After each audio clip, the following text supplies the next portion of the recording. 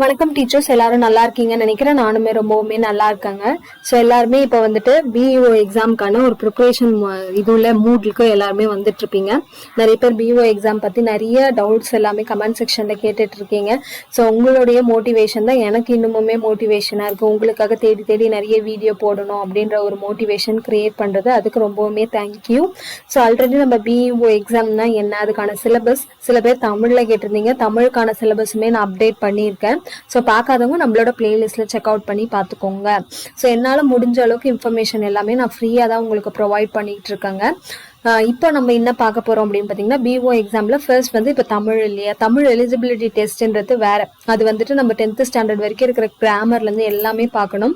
ஆனால் இப்போ இது 110 மார்க்ஸுக்கு இருக்கு இல்லையா, பார்ட் பி 110 மார்க்ஸுக்கான கொஸ்டின்ஸ்ல ஃபர்ஸ்ட் வந்து தமிழ் லிட்ரேச்சர் இருக்கும்.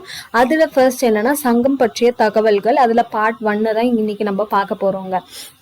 சங்கம் அப்படின்னோடனே முச்சங்கங்களை வளர்த்தது யாரு அப்படின்ற மாதிரியான கொஸ்டின்ஸ் எல்லாமே நீங்க தமிழ்ல ஏற்கனவே படிச்சிருக்க ஒன்று தான். அதுல வந்துட்டு நிறைய இன்ஃபர்மேஷன்ஸ் வந்து நம்மளுக்கு வந்துட்டு புக்ஸ்ல மட்டுமே கிடைக்காது. இப்போ 6 to 12 புக்ஸ் எடுத்துக்கிட்டாலே சங்கம் பற்றிய இன்ஃபர்மேஷன்ஸ் நம்மளுக்கு கம்மியா தான் இருக்கும். ஸோ அப்போ நம்ம அவுட் சோர்ஸ்ல இருந்து நிறைய எடுத்து படிச்சா மட்டும்தான் பிஇஓ எக்ஸாம் கிளியர் பண்ண முடியும். காரணம் என்னன்னா, நம்மளுக்கு வேகன்சி ரொம்பவுமே கம்மி இல்லையா. ஸோ கொஸ்டின்ஸ் எந்த லெவல்ல இருக்கும்னா அந்த லெவலுக்கு நம்ம படிச்சா மட்டும்தான் அதை வந்து நம்ம அட்டன் பண்றதுக்கே ஓகே, ஒரு நம்மளால முடியும் அப்படின்ற ஒரு நம்பிக்கையே வரும். ஸோ வாங்க இன்னைக்கான பார்ட் 1 வீடியோல போலாம். சங்கம் பற்றிய தகவல்கள். இப்போ முதற் சங்கம், இடைச்சங்கம், கடைச்சங்கம் அப்படின்னு இருக்கிறது உங்களுக்கு எல்லாருக்குமே தெரியும். இது ஒரு டேபிளர் காலம் மாதிரி போட்டு எழுதிக்கோங்க. இப்போ முதற் சங்கம் எங்க தோற்றுவிக்கப்பட்டது அப்படின்னு பாத்தீங்கன்னா, தென்மதுரையில பக்ருளி ஆற்றங்கரையில தோற்றுவிக்கப்பட்டது தான் இந்த முதற் சங்கம் அப்படின்னு சொல்லிட்டு சொல்றாங்க. அதோடைய காலம் 4440. இந்த சங்கத்தை ஆதரித்த அரசர்கள் யாருன்னா, காய்சின வழுதி முதல் கடுங்கோன் வரை கிட்டத்தட்ட 89 பேர் அப்படின்னு சொல்லிட்டு சொல்றாங்க. இதுல பாடிய அரசர்கள் யாருன்னா 7 பேர். அதாவது அரசர்களுமே கவி பாடக்கூடிய வல்லமை பெற்றிருந்தவர்களா இருந்திருக்காங்க. 7 பேர் அப்படின்னு சொல்லிட்டு சொல்றாங்க. அவையில இருந்த புலவர்கள், அதாவது இந்த சங்கத்துல இருந்த புலவர்கள்னு பாத்தீங்கன்னா 549 பேர் தான். ஆனா பாடிய புலவர்கள்னு எடுத்துக்கிட்டீங்கன்னா 4449 பேர் இருந்திருக்காங்கன்னு சொல்றாங்க. இதுல இந்த முதற் சங்கத்துல பெரும்பாலும் கிடைத்த நூல்கள் இல்ல பாடப்பட்ட நூல்கள்ல மிகவும் முக்கியமானவைன்னு பார்க்கும்போது பெரும் பரிபாடல், முதுநாரை, முதுகுருகு, களரியா வீரை, அகத்தியம், இது எல்லாமே இம்பார்ட்டன்டா நூல்ஸ் வந்து ஃபர்ஸ்ட் சங்கத்துல அப்படின்னு சொல்லிட்டு சொல்றாங்க. அங்க அதுல முக்கியமான புலவர்கள் யாருன்னா அகத்தியர் தான் அகத்தியம் அப்படின்ற இலக்கண நூல்ல எழுதியிருக்காரு. திரிபுரம் எரித்த விரிசடை கடவுள், குன்றெறிந்த வேன், முறிஞ்செறியூர், முடி நாகராயர், நீதியின் கிழவன், இது எல்லாமே வந்து புலவர்களோட பெயரு. முதற் சங்கத்துல இருந்த இலக்கண நூல் எதுன்னு சொல்றாங்கன்னா அகத்தியம் அப்படின்னு சொல்லிட்டு சொல்றாங்க. இந்த அகத்தியம் நூல் நம்மளுக்கு கிடைக்காததுனால்தான் நம்ம வந்து தமிழின் முதல் இலக்கண நூல் தொல்காப்பியம்னு சொல்றோம். ஏன்னா தொல்காப்பியம் மட்டும்தான் நம்மளுக்கு கிடைச்சிருக்கு. அகத்தியம் வந்து நம்மளுக்கு கிடைக்காத காரணத்தினாலதான் நம்ம வந்து இலக்கண நூலா அதை நம்ம வந்து எடுத்துக்கிறது இல்லை. அதாவது நமக்கு பார்க்கவே முடியல அப்படின்னு சொல்லிட்டு சொல்றாங்க. இது 2ஆம் சங்கம், இதுதான் இடைச்சங்கம்னு சொல்றாங்க. இடைச்சங்கம் எங்கன்னா கபாடபுரம், குமரி ஆற்றங்கரை. காலம் பாத்தீங்கன்னா 3700. இதை ஆதரித்த அரசர்கள் யாருன்னா வேண்டேர் செழியன் முதல் முடர் திருமாறன் வரை கிட்டத்தட்ட 57 பேர் அப்படின்னு சொல்லிட்டு சொல்றாங்க. பாடிய அரசர்கள் யாருன்னா 5 பேர். அதாவது கவி பாடிய அரசர்கள் 5 பேரு. அவையில் இருந்த புலவர்கள்னு பாத்தீங்கன்னா 59 பேர். தப்பா இது பண்ணியிருக்கோம், ஓகேங்களா. அவையில் இருந்த புலவர்கள் 59 பேர். பாடல் பாடிய புலவர்கள் பாத்தீங்கன்னா 3700 பேர் அப்படின்னு சொல்லிட்டு சொல்றாங்க. இந்த இடைச்சங்கத்துல தோன்றிய நூல்கள்ல முக்கியமானவை என்னன்னு சொல்றாங்க பாருங்க.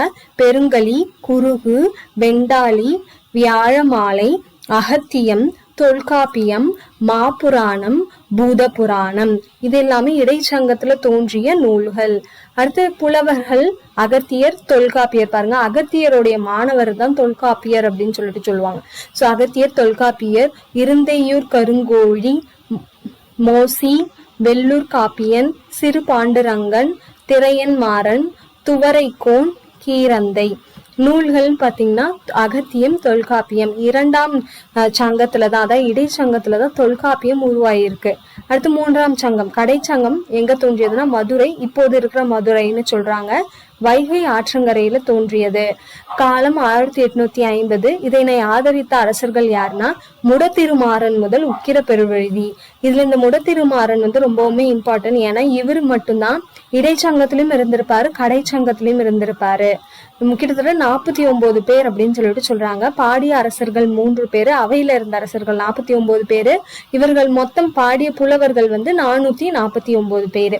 இதுல உருவாகின நூல்கள் தான் என்னன்னு சொல்றாங்கன்னா நெடுந்தொகை, குறுந்தொகை, நற்றிணை, புறநானூறு, ஐங்குறுநூறு, இது எல்லாமே நம்மளுக்கு கிடைத்திருப்பாங்க. இப்ப இடைச்சங்கத்துலதான் தொல்காப்பியம், அப்ப தொல்காப்பியமும் கிடைச்சிருக்கு, இந்த நூல்களும் நம்மளுக்கு கிடைச்சிருக்கு. புறநானூறு, ஐங்குறுநூறு, பதிற்று பத்து, களி, பரிபாடல், கூத்து, வரி, குற்றிசை, பேரிசை, இது எல்லாமே கடைச்சங்கத்துல இருந்ததுதான். இன்னும் முதற் சங்கத்துல இருந்ததோ இடைச்சங்கத்துல இருந்த அந்த அகத்தியம் நூல் கூட நம்மளுக்கு கிடைக்கல. இது கொஞ்சம் கிளியரா இல்ல, கொஞ்சம் நான் எக்ஸ்பிளைன் பண்றேன். புலவர்கள் யாருன்னு பாத்தீங்கன்னா சிறு மேதாவியர், சேதம் பூதனார், அறிவுடையார், பெருங்குன்று கீழார், இளந்திருமாறன், மதுரை ஆசிரியர், நல்லந்துவனார், மருதன் இளங்கனார், நக்கீரனார், இவர்கள் இயற்றிய நூல்கள் பாத்தீங்கன்னா அகத்தியமும் தொல்காப்பியம். அவ்வளவுதான். ஓகேங்களா? நெக்ஸ்ட் இப்ப இதுக்கு ரிலேட்டடா கொஸ்டின்ஸ் பார்க்கலாம். இப்ப சங்கம் வைத்து தமிழ் வளர்த்த பெருமை வந்து பாண்டியருக்கே.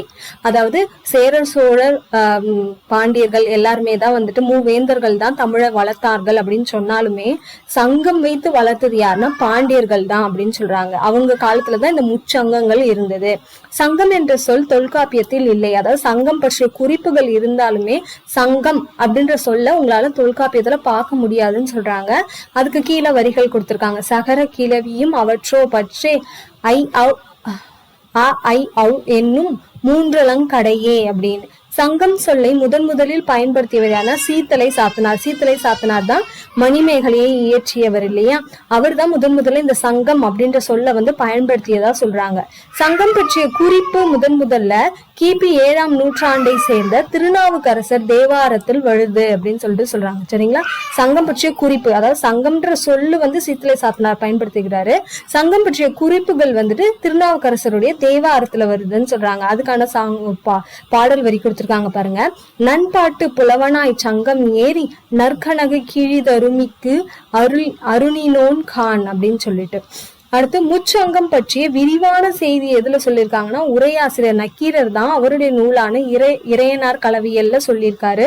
அதுக்கு இன்னொரு பேரு இறையனார் அகப்பொருள் அப்படின்னு சொல்றாங்க. முச்சங்கங்கள் பற்றிய விரிவான செய்தியை அறியும் நூல் தான் இறையனார் கலவியல். இந்த இறையனார் கலவியலை எழுதினது உரையாசிரியர் நக்கீரர் அப்படின்னு சொல்றாங்க. இப்போ நம்ம மேல வந்து புலவர்கள் அப்படின்னு பார்த்தோம் இல்லையா? அவங்கள சில பேருடைய பேர் வந்துட்டு என்னன்னா, இப்ப திரிபுரம் எடுத்த விரைசடை கடவுள்னா யாருன்னு சொல்றாங்கன்னா சிவன். ஆலவாய் பெருமான்னா சிவன். குன்று எறிந்த வேல் அப்படின்னா முருகனை குறிக்கிறது. துவரை கோமான்னா கண்ணன். நிதியின் கிழவன் அப்படின்னா குபேரன். 3 சங்கங்களை ஆதரித்த மொத்த அரசர்களின் எண்ணிக்கை என்னன்னா மொத்தம் 197 பேர். சரிங்களா?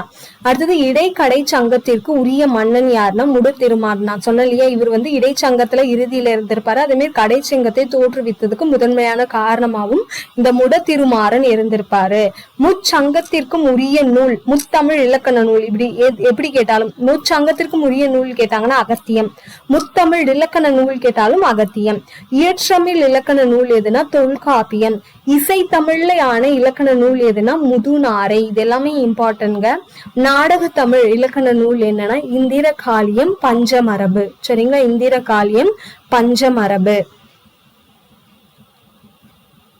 புலவர்களின் தலைவரா யார பார்த்தாங்கன்னா அகத்தியரை தாங்க பார்த்தாங்க. சரிங்களா? புலவர்களின் தலைவரா யார பார்த்தாங்கன்னா அகத்தியர். அவர்களுடைய மாணவரா தான் 12 மாணவர்கள் அவருக்கு இருந்தாங்க. அகத்தியரின் மாணவர்கள் 12 பேரும் சேர்ந்து எழுதிய ஒரு நூல் அப்படின்னு கேட்டாங்கன்னா பன்னீரு படலம். சரிங்களா? இந்த நூல்ல வந்து அவருடைய மாணவர்கள் அனைவரும் சேர்ந்து எழுதப்பட்ட ஒரு நூல். இது வந்து ஒரு புற நூல் அப்படின்னு சொல்லிட்டு சொல்றாங்க. அடுத்து அகத்தியம், அதாவது இந்த இலக்கண நூலான அகத்தியம் பத்தி பார்க்க போறோம். இந்த அகத்தியம் நூல் வந்து கிட்டத்தட்ட 12,000 நூற்பாக்களை கொண்டது சொல்றாங்க. 103 நூற்பாக்கள் மட்டுமே கிடைத்துள்ளன. 12 பகுதிகளை உடையது. எழுத்து, சொல், பொருள், யாப்பு, சந்தம், வழக்கியல், அரசியல், அமைச்சியல், பார்ப்பனவியல், ஜோதிடவியல், கந்தர்வம், கூத்து இந்த மாதிரியான பகுதிகளை இந்த அகத்தியம் கொண்டதுன்னு சொல்றாங்க. பாருங்க, கிட்டத்தட்ட 12,000 நூற்பாக்கள்ல வெறும் 103 நூற்பாக்கள் மட்டும்தான் நம்மளுக்கு கிடைத்திருக்கு. அடுத்தது, எள்ளின் நின்று எண்ணெய் எடுப்பது போல் இலக்கியத்தின்றும் எடுபடும் இலக்கணம் அப்படின்னு எதை அகத்திய நூற்பால வந்துட்டு சொல்லியிருக்கிறதா சொல்றாங்க. இலக்கணம் பற்றிய செய்தியை அகத்திய நூற்பா குறிப்பிட்டிருக்கிறதா சொல்லியிருக்காங்க. ஸோ பார்ட் 1ல வந்துட்டு நம்ம இது வரைக்கும் பார்த்துக்கோம். அடுத்தது சங்கம் பற்றிய இன்னும் மேல சில விஷயங்கள், குறிக்கோள், மேற்கோள்கள், அது எல்லாமே நெக்ஸ்ட் வீடியோல நம்ம பார்க்கலாம். இந்த வீடியோ ரிலேட்டடா ஏதாவது டவுட்ஸ் இருந்தா கமெண்ட் செக்ஷன்ல கேளுங்க. நம்ம சேனல் பிடிச்சிருந்தா சப்ஸ்கிரைப் பண்ணிக்கோங்க. தேங்க்யூ.